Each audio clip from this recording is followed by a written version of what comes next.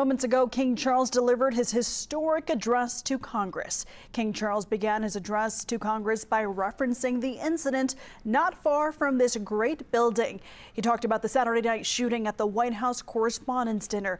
The king said such acts of violence will never succeed. He also celebrated the history between the United Kingdom and the United States, describing it as one as reconciliation, renewable, and remarkable partnership.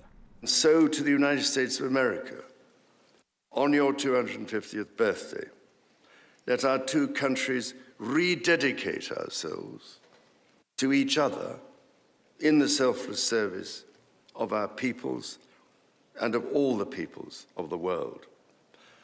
God bless the United States. King Charles is only the second British monarch to address Congress, following in the footsteps of his mother, Queen Elizabeth, back in 1991.